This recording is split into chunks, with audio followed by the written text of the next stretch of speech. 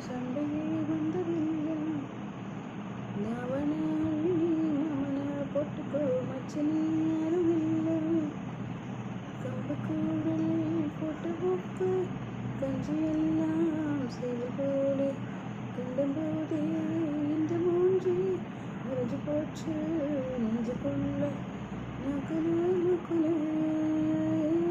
அலைய தொட்டு கொட்டி போட்ட பூனை போல காலை சுற்றி கவஞ்ச பாவம் என்ன நீவி விட்ட கல்லு போட துணிஞ்ச சொந்தக்காரன்